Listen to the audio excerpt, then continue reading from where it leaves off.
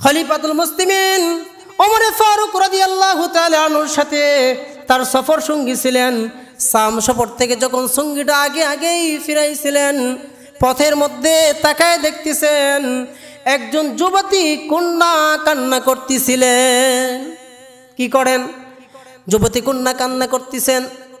খলিফাতুল মুসলিমিন হযরত ওমর ফারুক রাদিয়াল্লাহু তাআলা আনহু তার সফর সঙ্গী ওই কন্যাটার কাছাকাছি গিয়ে বললেন, ও আল্লাহর গোলাম, কি হয়েছে তোমার? আরো জোরে জোরে কান্না করে, কান্নার ভারসাম্য বেড়ে যায়। ওমর ফারুক রাদিয়াল্লাহু তাআলা আনহু সফর সঙ্গী বললেন, কি হয়েছে তোমার? কন্যাটা ডাক দিয়ে বললেন, ও পথের পথিক, তুমি কে আমি তো জানি না, তবে আমি কান্না করি কেন এটা জানলে তুমি নিজেও আশ্চর্য হয়ে যাবে। খলিফাতে মুসলিমিন হযরত ওমরের সফর সঙ্গী বললেন, কি হয়েছে তোমার, আমাকে একটু খোলসা করে বলে দাও। বললেন, ও পথের পথিক, তাহলে তুমি শুনো, আমি দুইটা কারণে কান্না করি। প্রথম নাম্বার কারণ হচ্ছে, আজকে 3 দিন যাবত আমাদের বাসায় কোনো আগুন জ্বলে নাই, কোনো খানা নাই। 3 দিন ধরে আমি অনাহারে আছি। আমি আমার বৃদ্ধা মা সহ কোনো খাবারই পাই নাই। আমাদের বাসায় কোনো আগুন জ্বলে নাই। আমরা না খাওয়া অবস্থায় ইবাদত করতেও আমাদের কষ্ট হইতেছে। কিন্তু একটা কারণেই আমরা ইবাদত ছাড়ি নাই, কখন জানি আল্লাহ পাক রব্বুল আলামিন ওই মালাকুল মাউতকে আমাদের বাসার মধ্যে পাঠায়।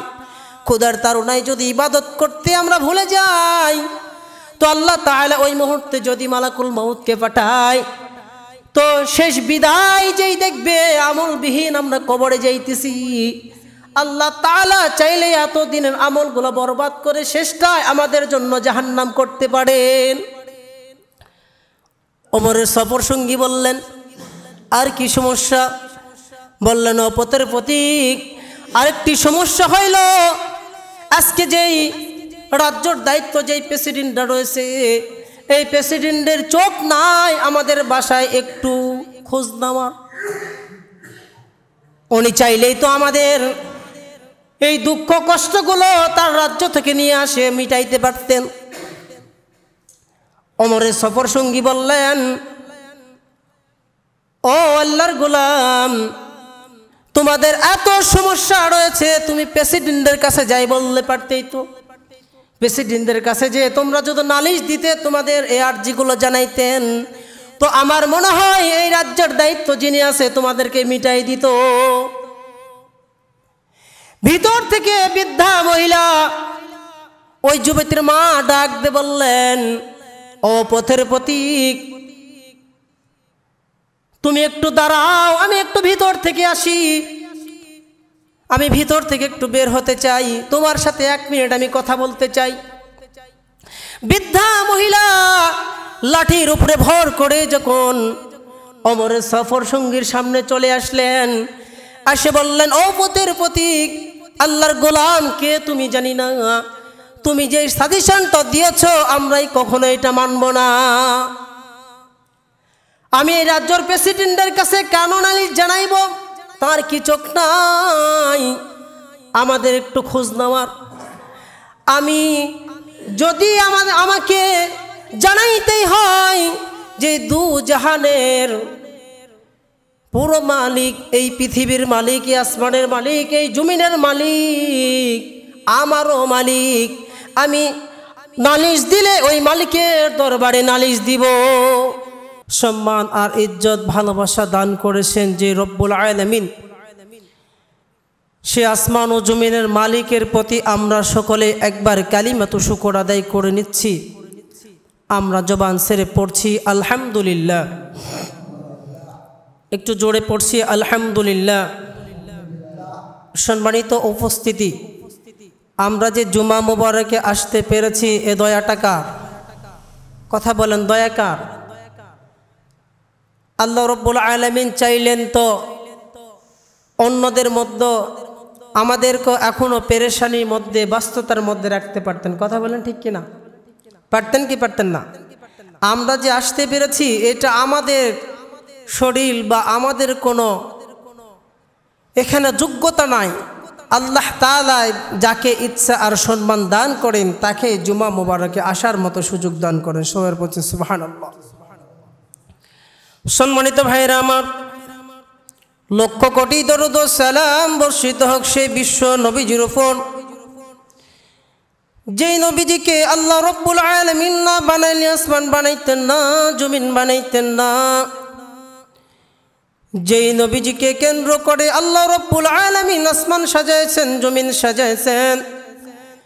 যেই নবীজির আমরা উম্মত হইতে পেরে দুনিয়াতেও আমরা লাভবান হয়েছি, দুনিয়াতে সম্মান আমরা অর্জন করেছি, আখিরাতে ওই নবীজির উম্মতগুলা সম্মান দান করবেন।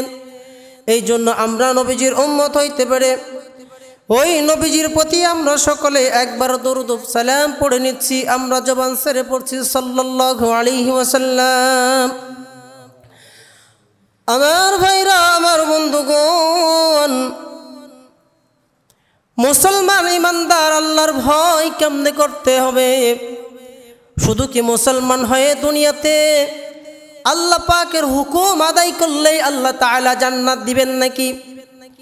আমার ভাইরা, আমার বন্ধুগণ, শুধু মুসলমান হইলেই তো সমাজের মানুষ কিন্তু মুসলমান বলবে, কিন্তু আল্লাহ পাক রব্বুল আলামিন শুধু মুসলমান হইলেই যে আমরা জান্নাত পাবো এই কথাটা বলেন নাই।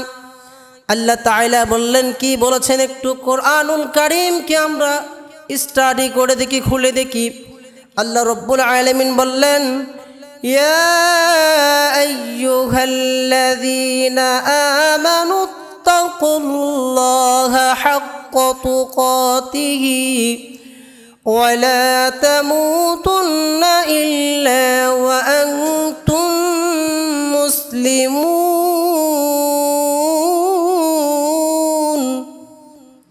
আল্লাহ তাআলা বললেন, হে ঈমানদারগণ, তোমরা শুধু মুসলমান হইলেই চলবে না।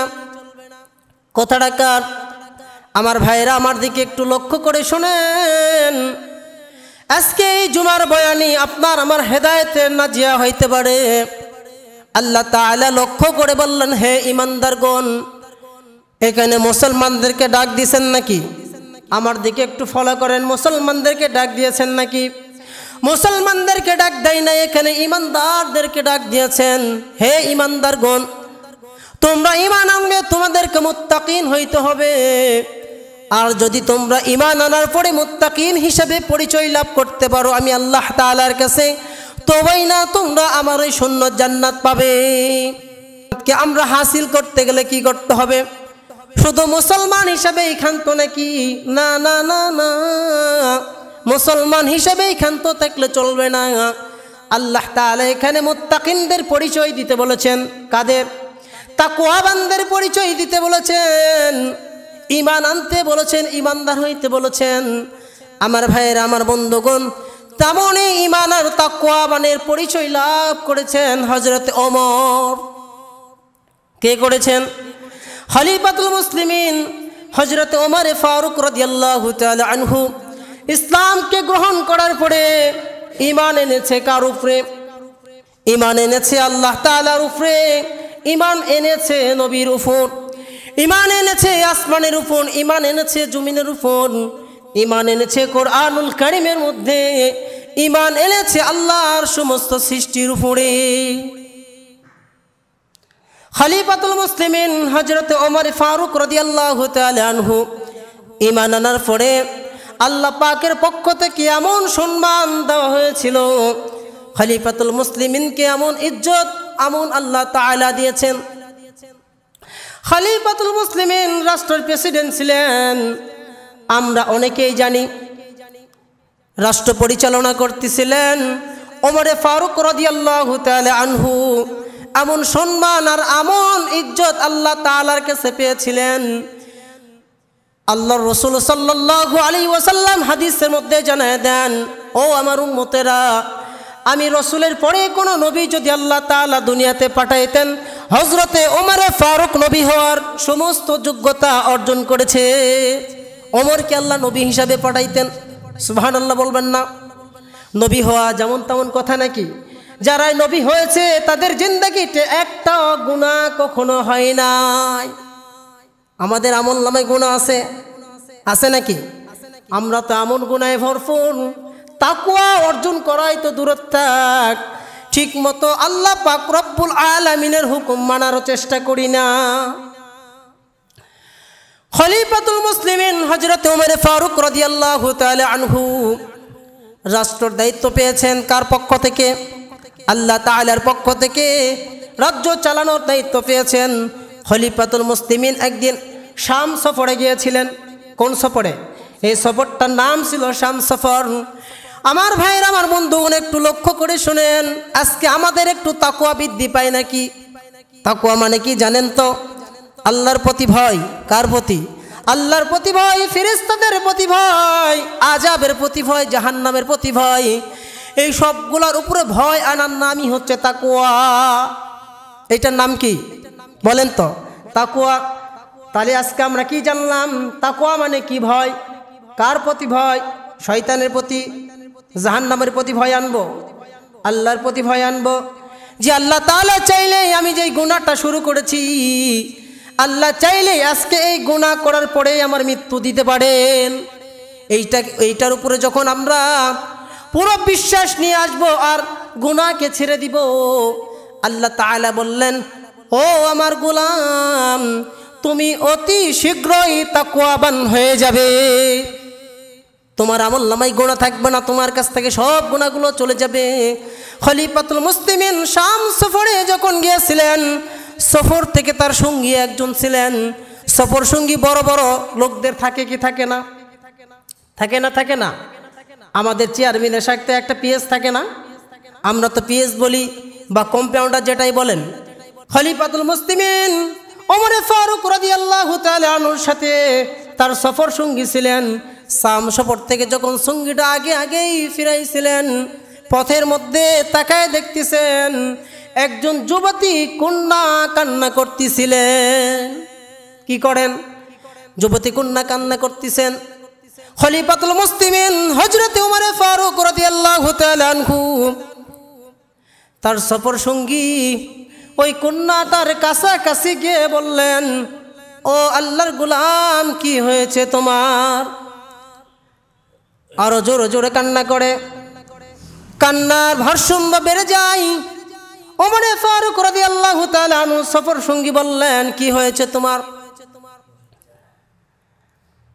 কন্যাটা ডাক দিয়ে বললেন, ও পথের পথিক, তুমি কে আমি তো জানি না, তবে আমি কান্না করি কেন এটা জানলে তুমি নিজেও আশ্চর্য হয়ে যাবে।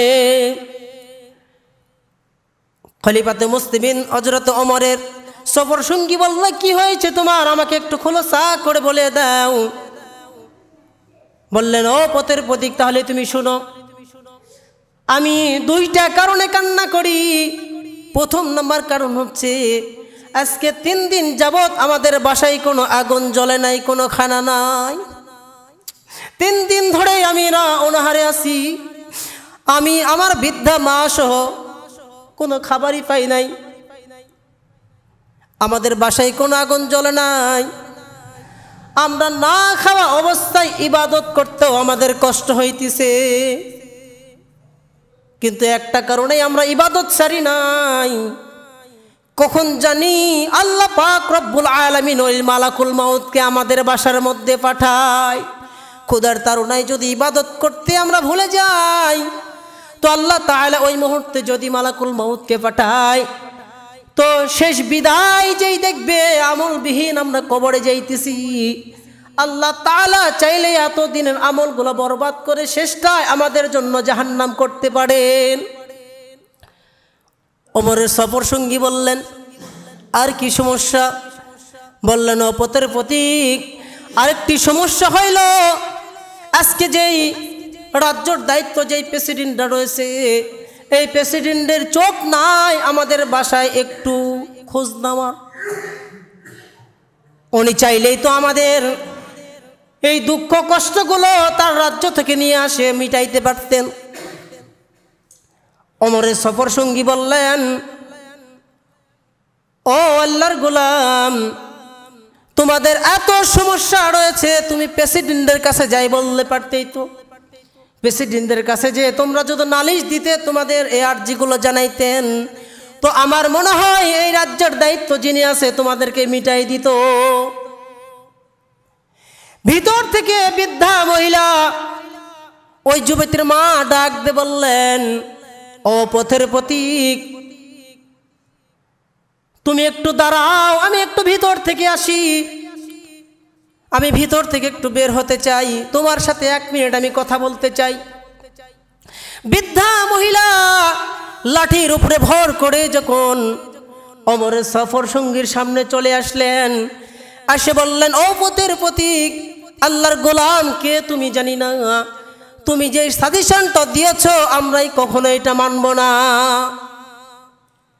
আমি এই রাজ্যের প্রেসিডেন্টের কাছে কেন নালিশ জানাইব, তার কি চোখ নাই আমাদের একটু খোঁজ নেওয়ার? আমি যদি আমাকে জানাইতেই হয় যে দু জাহানের পুরো মালিক, এই পৃথিবীর মালিক, এই আসমানের মালিক, এই জমিনের মালিক আমারও মালিক, আমি নালিশ দিলে ওই মালিকের দরবারে নালিশ দিব। পথের প্রতীক তো অবাক। শাম সফর থেকে ফেরার সময় দূর থেকে হযরতে ওমরে ফারুক রাদিয়াল্লাহু তাআলা আনহুর কান মোবারকে কথাটা পৌঁছাইছে। আমার ভাইয়ের, আমার বন্ধুগণ, হযরত ওমরে ফারুক রাদিয়াল্লাহু তাআলা আনহু শোনার সঙ্গে সঙ্গে শরীরটা থরথর করে কাঁপতে শুরু করেছে। নিজের রাজ্যের মানুষগুলোর আমি কখনোই খবর নেই নাই, অন্যের রাজ্যে যাই আমি কত ত্রাণ বিতরণ করতেছি। ওমরে ফারুক রাদিয়াল্লাহু তাআলা আনহু ওইখান থেকে এমন একটা দৌড় দিয়েছে, বাইতুল মালের কাছাকাছি চলে গিয়েছে। বাইতুল মালের গেটের যিনি দারোয়ান, তেনাকে বলছে, ও দারোয়ান, তুমি বাইতুল মালের গেটটা খোলো, চাবিটা খুলে দাও।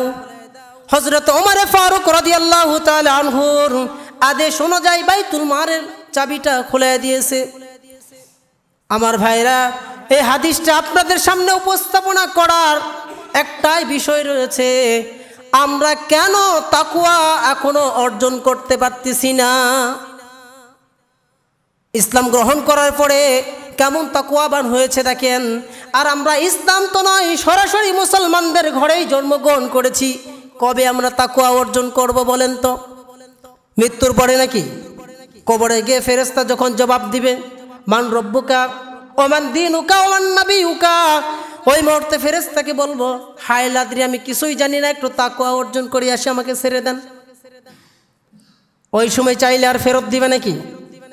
আমার ভাইয়েরা, আমার বন্ধুগণ, হযরত ওমর ফারুক রাদিয়াল্লাহু তাআলা আনহু বাইতুল মালের ভিতরে ঢুকেছেন। বাইতুল মাল থেকে আটা, সবজি যত কিছু রয়েছে সবগুলো প্যাকেট করতে শুরু করেছেন। এইবার প্যাকেট করা হয়ে গেছে, দারোয়ানকে বলল, আমার মাথায় বস্তাটা উঠায় দাও। আমার ভাইয়েরা, আমার বন্ধুগণ, বলেন তো, যিনি মাথার মধ্যে বস্তা উঠাইতে চাইতেছেন উনি সাধারণ মানুষ নাকি? আপনার আমার মতো সাধারণ মানুষ নাকি? না না না না, বিশ্বনবী সাল্লাল্লাহু আলাইহি ওয়াসাল্লাম বলেছেন, আমার পরে যদি কোনো নবী হিসাবে আসতো, ওমর আসতো। এত যোগ্যতাশালী ব্যক্তি মাথার মধ্যে নিজেই বস্তাটা উঠাইতে চাইতেছেন। তার গেটের দারোয়ান বলছেন, আমিনুল মুমিনিন, ও হযরত ওমর ফারুক রাদিয়াল্লাহু তাআলা আনহু, আপনি তো সাধারণ মানুষ নয়, আপনি কেন এই এত বড় ভারী বস্তা মাথায় নেবেন? গেটের দারোয়ানকে বললেন, তুমি কি জানো, আজকে এমন একটা কথা আমি আমার কান দিয়ে শুনেছি, কাল কিয়ামতের ময়দানে আল্লাহ তাআলার সামনে যখন আমরা দাঁড়াইব, ওই কথার জন্যই আল্লাহ বিনা হিসাবে আমাকে জাহান্নামে দিবেন। তাকওয়া কম না বেশি?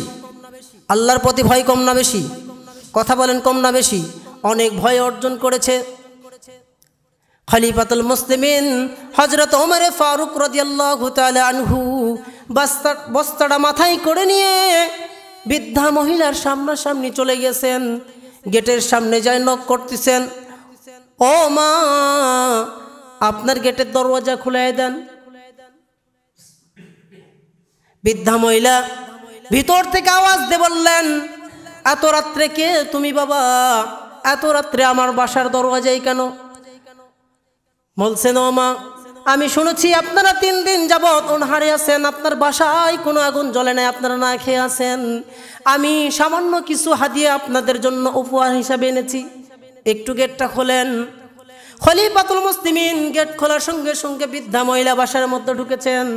আমার ভাইয়ের, আমার বন্ধুগণ, একটু লক্ষ্য করে হাদিসটা শুনে যান। আমাদেরও বাসায় মাঝে মাঝে মিসকিন আসে কি আসে না, একটু সাহায্যের হাত বাড়াই দেন, একটু সাহায্যের হাতটা বাড়াই দিয়ে বলেন, আমার অভাব চলতেছে, আমাকে একটু সাহায্য করেন। অনেক সময় আমাদের সামর্থ্য থাকা সত্ত্বেও আমরা দিতে চাই না। সামর্থ্য আছে দিব না, উল্টা আমরা বলি কাজ করে খাও। আমার ভাইয়েরা বলেন তো, মানুষ একেবারে অসহায় হওয়ার পরেই মানুষের কাছে হাত বাড়ায়। মানুষের পকেটে টাকা থাকলে কি আপনার কাছে হাত বাড়াইবে নাকি? না না না, কেউ ছোট হতে চায় না দুনিয়ায়, সবাই কিন্তু বড় হইতে চায়। কারণ মানুষের যখন একবারে সব কিছু বন্ধ হয়ে যায়, তখনই মানুষ অন্যর হাতে হাত বাড়ায়, অন্যর দরওয়াজার সামনে হাত বাড়ায়, অন্যর কাছে হাত বাড়ায়, আমাকে একটু সাহায্য করেন, আমি সমস্যার মধ্যে রয়েছি। খলিফাতুল মুসলিমিন বললেন, আমি একটু আপনার জন্য হাদিয়া নিয়ে এসেছি, এটা গ্রহণ করেন। খলিফাতুল মুসলিমিন বললেন, আপনি আপনার বিছানায় শুয়ে থাকেন, আমি নিজ হাতে একটু রান্না করে আপনাদেরকে খাওয়াতে চাই। আমার ভাইয়েরা বলেন তো, কি করতে চাই? নিজ হাতে একটু খানা রান্না করে আপনাদেরকে খানা খাওয়াইতে চাই। বৃদ্ধা মহিলা বললেন, ও বাবা, তুমি যেইটা করেছো এইটাই তো অনেক বেশি, তোমাকে আর কষ্ট করতে হবে না, গভীর রাত হয়ে গেছে, তুমি বাসায় ফিরে যাও। খলিফাতুল মুসলিমিন বললেন, আপনি তো আমার মায়ের মতো একজন মা, আর মার খেদমত যদি আমি সন্তান হিসাবে করতে পারি, নিজেকে অনেক বড় ধন্য মনে করব। আমার ভাইরা, আমার বন্ধুগণ, খলিফাতুল মুসলিমিন হাদিসের ভাষায় বলেন, বুখারী ও মুসলিম শরীফের হাদিস। কোন শরীফের হাদিস? বুখারী ও মুসলিম শরীফের মধ্যে এসেছে, খলিফাতুল মুসলিমিন নিজ হাত দ্বারাই রুটি বানিয়েছেন, রুটি বানানোর পরে সবজি রান্না করেছেন। রুটি আর সবজি যখন রেডি হয়েছেন, পরিবেশন করতে যাবে, এমতো অবস্থায় বলেছেন, ও বাবা, অনেক রাত হয়েছে, তুমি ফিরে যাও। খলিফাতুল মুসলিমিন জবাবে বললেন, ও মা, তুমি তো আমার মতো একজন মায়ের সন্তান, আপনার মতো তো একজন আমি মায়ের সন্তান। আমি সন্তান হিসাবে যদি মাকে একটু মুখের মধ্যে নিজ হাতে খাওয়াইতে পারি, নিজেকে সন্তান হিসাবে ধন্য মনে করব। কি করবেন? নিজ হাতে খাওয়াইবেন। খলিফাতুল মুসলিমিন হযরতে ওমর নিজ হাতে যখন বিসমিল্লাহ বলে প্রথম লোকমা খাওয়াইছেন, বৃদ্ধা মহিলার জবান দিয়ে বের হইতেছেন, ও বাবা, তোমার খেদমত দেখে আমি নিজেকে বড় ধন্য মনে করলাম। এই রাজ্যের প্রেসিডেন্ট কোন ব্যক্তি আমি জানি না, ওই ব্যক্তিকে না বানাইয়া তোমাকে যদি এই রাজ্যের প্রেসিডেন্ট বানাইতো, তাহলে আল্লাহ পাক রব্বুল আলামিনের যত গোলাম এই রাজ্যের মধ্যে বসবাস করে সবার দুঃখ কষ্ট মিটে যেত। এখন বলেন তো, রাজ্যের প্রেসিডেন্ট কে? এই রাজ্য চালাইতেছেন? ওমর ফারুক রাদিয়াল্লাহু তাআলা আনহু নিজের সম্মান আর নিজের পরিচয়টা গোপন রেখেছে। ওমর ফারুক রাদিয়াল্লাহু তাআলা আনহু খানা শেষ করেছেন, যখন খানা শেষ করার পরে বললেন, ও মা, আগামীকালকে আপনি ওই দরবারে যাবেন, রাজ্যের প্রেসিডেন্টের কাছে আমার যত সাধ্য অনুযায়ী আপনার জন্য সুপারিশ করব। সুপারিশ করে আপনার জন্য আমি কোনো কিছুর ব্যবস্থা করতে পারি কিনা। খলিফাতুল মুসলিমিন হযরত ওমর এই কথাটা যখন বৃদ্ধা মহিলাকে বললেন, মহিলাটা কথা অনুযায়ী সকাল হয়েছে, রাজ্যই চলে গেছেন। দূর থেকে লক্ষ্য করে দেখেন আমার ভাইরা, আমার বন্ধুগণ, সিংহায় যিনি বসেছিলেন উনি আর কেউ নয়, ওই গভীর রাত্রের পথের প্রতীক সিংহায় বসে আছে। কোথায়? বৃদ্ধা মহিলার সামনে তো আর পা আসে না, মনে হয় পিছন দিকে যাই। কোন দিকে? সামনে আর আসতেছে না, পিছন দিকে যাওয়ার চেষ্টা করতেছেন। খলিফাতুল মুসলিমিন হযরত ওমর ফারুক রাদিয়াল্লাহু তাআলা আনহু তার শাম সফরের সঙ্গীকে বললেন, ও আমার সফর সঙ্গী, ওই বৃদ্ধা মহিলা যেইখান থেকে দাঁড়িয়ে আছে ওইখান থেকে শুরু করে আমার সিংহা পর্যন্ত তুমি তাকে গালিচা বিছিয়ে দাও। সুবহানাল্লাহ বলবেন না? কি বিছিয়ে দাও? তার যেন এতটুকু পায়ে আচর না লাগে, এতটুকু যেন সম্মানে আঘাত না হয়। আমার ভাইরা, আমার বন্ধুগণ, সম্মানের সহিত কাছাকাছি যখন নিয়ে আসতেন, আমিনুল মুমিনের দরবারে যখন চলে আসতেন, বৃদ্ধা মহিলাকে বলেন আপনার কি সমস্যা? বৃদ্ধা মহিলার জবাব বন্ধ হয়েছেন, আর কোনো কথা বের হয় না। গভীর রাত্রে যিনি মাথায় বস্তা বহন করে নিজ হাতে রান্না করে আমাকে যিনি খাওয়াইছেন, তিনি তো সব কিছুই জানেন, আমি তাকে কি বলবো? না জানে কত কষ্টর কথা বলছি, না জানে কত কষ্ট দিয়েছি, না জানে কত অসম্মান করেছি। হযরত ওমর ফারুক রাদিয়াল্লাহু তাআলা আনহু বলেন, ও মা, কি চাহিদা তোমার বলো? বৃদ্ধা মহিলা জবাবে বললেন, আমিনুল মুমিনিন, কি আর বলবো, নিজের কথাই তো বন্ধ হয়েছে। আপনি যে এত ভালো মানুষ, আপনার বিরুদ্ধে না জানে এত গীবত করেছি, এত শেখায়েত করেছি, এত অসম্মান করেছি, তবু আপনি আমাকে এত সম্মান করে আপনার এই কাছাকাছি নিয়ে আসলেন কেন? বৃদ্ধা মহিলাকে ওমর ফারুক রাদিয়াল্লাহু তাআলা জবাবে বললেন, ও মা, আপনি যে জবাবে বলেছেন, আপনি ওমরের কাছে কোনো খানা চান নাই, সরাসরি আল্লাহ পাকের কাছে আপনি দরখাস্ত দিয়েছেন। আমি ভেবেছি আজকে এই দরখাস্তটাই কালকে আমার জন্য জাহান্নাম। আমার ভাইরা, এই হাদিস থেকে একটা জিনিস প্রমাণিত হইল, শুধু মুসলমান হইলেই হবে না, তাকওয়া অর্জন করতে হবে। কথা বলেন, মুসলমান হয়ে ক্ষান্ত থাকলে হবে না। আল্লাহ বললেন, ইয়া আইয়ুহাল্লাযীনা আমানুত্তাকুল্লাহা হাক্কা তুকাতিহি। শুধু মুসলমানদেরকে এখানে ডাক দেয় নাই, এখানে ঈমানদারকে ডাক দিয়েছেন। কাকে ডাক দিয়েছেন? আল্লাহ পাক রব্বুল আলামিন বললেন, ঈমান আনতে হবে আল্লাহর উপর, ঈমান আনতে হবে রাসূলের উপর, ঈমান আনতে হবে আল্লাহর সমস্ত সৃষ্টির উপর। আজকে আমরা মুসলমান হয়েছি, কিন্তু আল্লাহর কোনো কথা আমরা শুনতেছি না। নিজের মন চাই জিন্দেগি চালাইতেছি, মন চাইতেছে হারাম খাইতেছি, মন চাইতেছে সুদ খাইতেছি, মন চাইতেছে ঘুষ খাইতেছি, মন চাইতেছে অসৎ পথে চলতেছি। একবারও ভেবে দেখতেছি না কখন জানি অসৎ পথে চলতে চলতে চলতে চলতে আমার জিন্দেগির শেষ সময় দেখা দিবে। সম্মানিত ভাইরা আমার, ক্বালান নবী সাল্লাল্লাহু আলাইহি ওয়াসাল্লাম, আল্লাহ রসুল থেকে একটা হাদিস বর্ণিত আছে, দুই প্রকারে মানুষের উপরে হিংসা করা জায়েজ রয়েছে। কয় প্রকার? হিংসা আমরা করি কি করি না?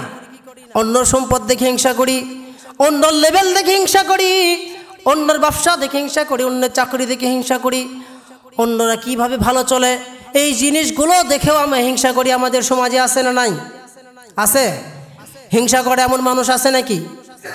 আল্লাহ রসুল সাল্লাল্লাহু আলাইহি ওয়াসাল্লাম বললেন, ও আমার উম্মতেরা, দুই প্রকার মানুষকে দেখে তোমরা হিংসা করতে পারো, এটা আল্লাহ জায়েজ করে দিয়েছেন।